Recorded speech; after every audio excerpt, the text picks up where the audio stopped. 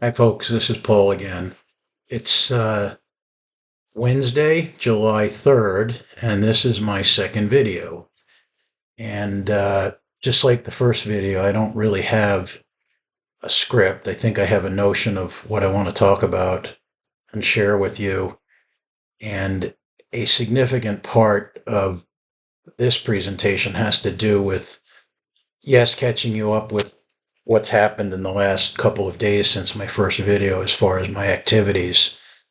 But also, a big theme is acknowledgement. I had sent an alert to several friends, a fairly lengthy list of friends, with a copy of the video, asking them to look at it and to support me and the channel.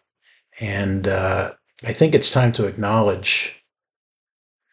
I can't acknowledge everybody that I've learned from in this particular video. And I also think that over time, as the channel develops, I will speak things that I've learned as if it's my own knowledge, and then I will source them and give credit and lead you to where you can see it come out of the source's mouth. So this has to do with the part where I said, I don't want to pretend to be a doctor, but I have pretty strong convictions about some of the things that I've come to believe. And it relates to not only my own health, but the health of friends. I have two friends that are currently stricken with different forms of cancer. And I have other friends who have challenges similar to mine related to cardiovascular issues. Um, and I also have some friends that have the weight management issues. So, um, there's a lot for me to try to control in the short format. Again, my goal is to give you a 10 to 15 minute visit and not meander around as if I'm a politician with dementia. Yes, that's the part of my personality that will never quite go away. I can't help myself. I had to slide that in there. But I'm doing my best to have it go in a specific directions, and I'm going to use my old man reading glasses now because I'm generally not working from a script. But I wanted to thank certain people personally, my wife, Tony, and I'm not going to use last names. These people know who they are. Uh, Tony's been a tremendous inspiration for me. I mentioned to you how grateful I am to be married to her, but her inspiration recently had a lot to do with the fact that she just decided to take things into her own hands as far as her exercise routine. And while I was trying to finally get the gel shots in my knees, she established a pretty regular routine of going to the gym. She likes to do classes, a lot of yoga of different levels of exertion. And she also has a mat where she does exercises at home. And that really just put me in a position where I needed to model myself and my discipline after her. And I know she loves me. I love you too, Tony. And this is what this is all about. Taking care of myself for both of us. Um, I think the person I want to name specifically is my dear friend Kurt, who tried to direct me to ketogenic dietary lifestyle years ago. And he called me the other day after he and his lady friend Beth watched the first video, and we laughed about that. I remember when he came to my office, and he cared enough about me to try to put something in front of me, and we agreed. I just wasn't ready at the time. I understood it, and it made sense, but I was battling other demons in my mind and heart at that time. But thank you, Kurt, for being a good friend and caring about me. Um, my friends Stu and Sharon, who we met at a bowling league. I live in the Villages, Florida, which is an interesting place. In fact, coming back to my wife, we came up here for business from Pinellas County, where I spent most of the last 30 years. We came up about 3 years ago. And while it was a business maneuver, uh, Tony reminded me to appreciate the fact that most of the people that live in the Villages, it's the largest retirement community in the country. It might even be the largest one in the world. There's over 100,000 people here. We live within walking distance to one of the gyms as well as the bowling alleys. Not that we walk there, but we're in a pretty good position to have regular activity of the kind that we enjoy. So she reminded me, hey, listen, you're in the villages. You're surrounded with people who want to improve the quality of their lives and extend their lives in the later part of those lives. Make sure you think about doing the same thing. So that's got a lot to do with it. So we met Stu and Sharon at a bowling alley, and we see them very regularly away from the bowling alley.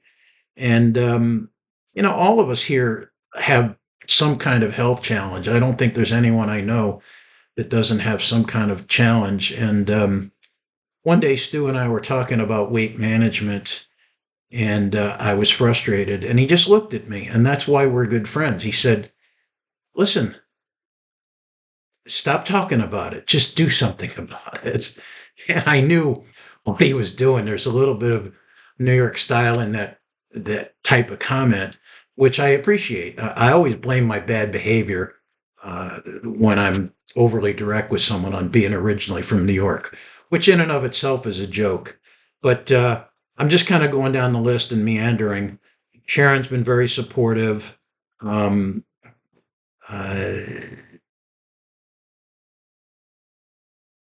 John is a good friend of mine who used to work on my cars when I lived down in Pinellas. And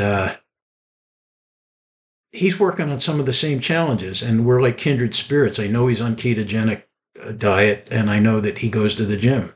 And he sent me a message offering his support, confirming that he was going to subscribe to the channel. And so that's a part that I forgot to mention in the first video. I need to make sure, like everyone who has a YouTube channel, that I ask you to like my videos and to subscribe to them so I can grow and get into the algorithm and expose it to people. My friend Debbie, she and her husband Don, they are our bowling teammates at the Villages bowling alley. And I also got a message from them of support, and I thank them for that. There's too many people to mention, and I'm looking at this list, and I'll get around to everybody at a certain point. Again, trying to control the time of the thing. I want to make a couple of professional acknowledgements, and these are the people who I'm going to use their full names because they've had a big impact on me. First of all, Dr. Annette Bosworth. She doesn't have a clinical practice. She relocated from South Dakota to Tampa. And I didn't even know this when I read her book. The first book she wrote was called Any Way You Can, and it was a story about how she stumbled into ketogenic therapy, which is different than just living the ketogenic diet. It's a very deep dive on getting into ketosis to use it to manage certain diseases. And to make a long story short, here she was, a very experienced doctor in her own right. She's an internist. And her mother came down with a second bout of cancer and told her that she didn't want to do the chemo anymore. She couldn't put herself through it. And so they put her into ketogenic therapy, and it killed the cancer. And that's not any BS. I also want to thank Dr. Thomas Seyfried. I can't remember whether I learned about Dr. Bosworth from Dr. Seyfried or if it was the other way around. They're both familiar with each other. They both have referenced each other. But I read, Seyfried has his own channel. So does Dr. Bosworth. Dr. Seyfried's focused on specifically ketosis for cancer therapy. Dr. Bosworth now, instead of running a clinic, she moved to Tampa, which was very fortuitous for me. She's a teacher. She's an educator. And if you look at her YouTube channel, that's what you'll encounter. I was in Tampa maybe 6 months ago on business, and I realized that I was probably 5 minutes from where her office is. So I just walked in, and remarkably, she gave me time to talk. It was not a professional visit with me being a potential patient. I just wanted to thank her for having written the book. And I was saddened at that time because I learned last year about my two friends who have cancer, and one of them is very close-minded to any type of alternative therapy. And I just think that his chances of beating that cancer are not as good as they could be if he had a more open mind. And it doesn't matter whether it's ketosis. He's just in the box, just like I'm going to talk to you over time about the box that I think cardiologists generally are in. And I expressed that sadness, and she looked at me like a good friend, the same way Stu did, and said, you know, you can't make people see what you see. And the best thing you can do to help them is to help yourself and use this type of program to make yourself a better testament to why someone should consider it. And harsh reality.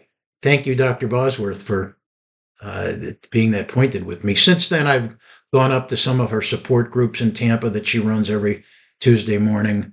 I've gotten connected to a ketogenic support group here in the Villages. They're not everywhere, but I was grateful that I met my new friend Patty and her husband Dick. And it's about surrounding yourself with like-minded people who are either at the same level of the journey as you are or have more experience and perspective to offer you. Patty gave me a book written by Dr. Robert Lustig. I don't think Lustig has a YouTube channel, but if you Google him, or not Google him, if you go to YouTube and search for Dr. Robert Lustig, you'll find interviews with him. Lustig is also a doctor.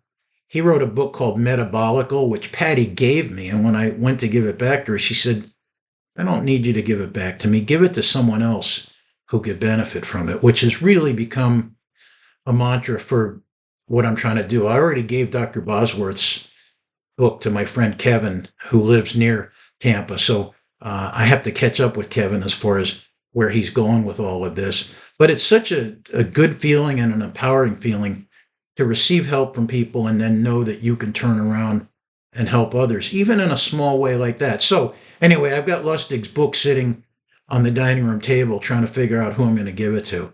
And I'm looking forward to that.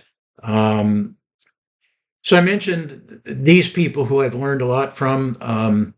I've learned a ton locally from being involved with my chiropractor, Dr. Thad Schrickle. He works for McKinney Chiropractic up in Bellevue, Florida.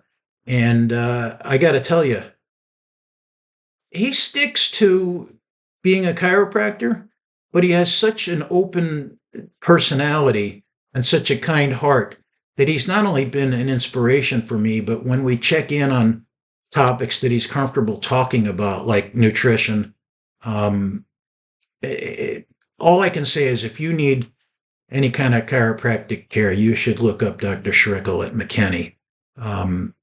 What a great guy. And he knows I love him. I get very emotional because last summer, while visiting one of my friends in Tennessee who's stricken with cancer, I had a slip and fall in the driveway while I was trying to get into his car. And I wrenched my knee and my hip, and it was a mess. Like I said in the first video, yeah, I know that walking could really be a good low impact exercise to help lose the weight, but I was in too much pain. Anyway, Dr. Schrickle helped me a lot. I still go see him once a month, and I also get a massage from one of his associates, Kurt. I always enjoy seeing both of them. It helps me physically and mentally. And in the meantime, I'm going to give a shout out to someone else. Just bear with me. I'm having a senior moment. Oh, Lord, that's too funny. Yeah, I've got all these notes for other things. Dr. Billings, I'm sorry. Dr. Joseph Billings is my orthopedic surgeon, and I went and saw another guy who's in my provider network in Orlando, and he was terrible. And they know each other, and I'm not going to name him by name, but I felt like I was just being fast-tracked for knee surgery. And when I got to Dr. Billings, he showed me the x-rays and he said, yeah, you do have bone on bone, and that's a problem. You might be able to fit a piece of paper between the two bone surfaces. But let's talk about putting gel in your knees so we can get you to be more active and lose weight, which will either make you a better candidate for knee surgery if you need it, but it might also help you not need the knee surgery, whether that's for the time being or indefinitely. And Dr. Billings has been very kind and patient. It took us 6 months to get my knee gel approved by the insurance company. So if you're dealing with any kind of bureaucratic battles, understand it's part and parcel of taking control of your own health. But Dr. Billings is in Summerfield. He's connected to the Orthopedic Institute. And that's a sidebar for someone who has helped me. I haven't had any conversations with him about ketosis or the nature of this channel. Dr. Schrickle saw the first video. And again, I'm meandering a little bit, so I'm going to cut that part of the video off. I'll get around to some other people who I want to acknowledge as we go along. So yesterday was a fun day because I posted the first video on Monday, legitimately decided to take a rest on Tuesday. I took a rest on Monday when I posted the video. I'd been in the gym on Sunday. So I woke up yesterday and I didn't want to go to the gym. I mentioned that this channel, I hope, is for your benefit as well as my own. The accountability factor was very helpful. So I made it into the gym and I did fine, and I didn't work as hard as I would normally try to. And sometimes that can be the problem. I think I mentioned that I hurt myself last year when I was being too aggressive. So we're going out of town tomorrow to visit some friends who live in the northeast part of Florida near St. Augustine. And I'm not going to have access to the gym. So I already wrote notes in my planner that I always carry with me that I need to walk. And if that means going out to the beach so it's easier to do the walking, so be it. So that's another level of accountability. Yeah, I can't go to the gym, but I'm not going to go more than one day without working out. And like I said, I'd recently been working out as much as five times a week. And, if I do it every other day or if I do it 5 times a week, that's a good metric for me to be hitting. The eating is really, I have certain foods that I favor. And I remember one of the guys that I first started watching used to say, watching videos of, used to say, once you learn how to do this, the ketogenic thing, your diet can become pretty boring because you have to develop certain foods that you really like because it's a different way of eating. You're eating to live and to support your metabolism, which supports your heart health. So again, yesterday I had more of the shredded Gouda cheese with some macadamia nuts, but I also had a salad. And as much as salad doesn't really support ketosis, it provides fiber in your body. Most of us have the common sense to know that. And I've been having some digestive problems because I was sick for about 10 days, and I've been trying not to use anything that has antibiotics because that will crush the microbiome in your lower gut, which is really a key connecting part of your health. Again, things I've learned from people on YouTube. So I stopped using antiseptic mouthwash. I brush my teeth with combination, a mixture that I make of baking soda and a homeopathic type of mouthwash that has a very strong mint flavor to it. It's very refreshing. But, you get older and hopefully you get smart enough to say, I'm not battling this cold as well as I thought. When you get to the 10th day, you go, okay, enough. I don't want another excuse to not get into the gym. So I had my primary care doctor send in an antibiotic and a steroid pack. I think they call it a Z-pack. So it lasted 5 or 6 days, and it knocked it out, and it worked. But going into it, you know that antibiotics just crush your microbiome. And that's when I started experiencing a little digestive stress. So, I kind of defaulted back to some of the go-tos, and I think I'm just meandering. I don't want to get into like an overly detailed report. There are other things other than cheese and macadamia nuts that I eat, and I go back and forth with them. Um, but so I did the workout yesterday. It was the standard 2,000 steps on the recumbent stepper. Again, it takes about 40 to 45 minutes. And then I do 100 reps on the leg press machine, straight 100 in a row with lower weight, and then 100 pull downs, 100 in a row with lower weight. And that takes me just about an hour. And I think that that's a good lifestyle improvement. Most people that you meet who are healthy and fit, that's what they do. They incorporate a manageable amount of exercise. They don't go in to the gym every day and maniacally spend several hours, but it needs to be meaningful. It needs to have cardio, and it needs to have resistance training, at least from my experience and understanding. I lost track of the time on this video. I was so focused on thanking people, and I just forgot to look at the clock. So now I'm looking at it and I'm thinking maybe I'm closing in on 10 minutes. I don't want to box myself into some notion of what this video had to be. It has more to do with, okay, now I'm 3 days in. On the third day, 2 days after the first video, I'm here, I'm saying hi. And I guess I was trying to say I was so focused on the thanking and asking you to like the video and to subscribe. That's kind of like my segue into the end of the video. I really appreciate it. Some videos are going to be more meaningful than others, and some I'll talk more about specific nutrition and exercise things, and I'll give you the ability to seek out some of these people that I've learned from, because there's so many. I'm going to have to write a list.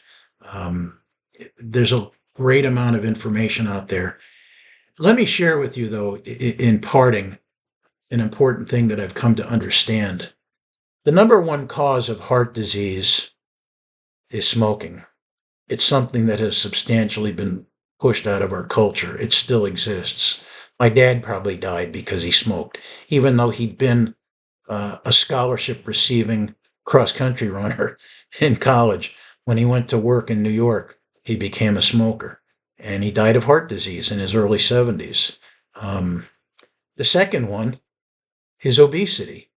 Obesity leads to blood pressure and other complications, including diabetes. All of these things are bad for your vascular system. My mom got overweight as an adult. She got adult diabetes. She died of heart disease. So I'm going to say something really bold. Cholesterol does not cause heart disease. Cholesterol deposits are a symptom of what leads to heart disease. The main cause of heart disease is inflammation. And inflammation comes from overconsumption of what are called omega-6 fats. People need to work on reducing or reversing the ratio of omega-3s, which are the non-inflammatory fats. And that's what you find in fish oil and certain other natural foods.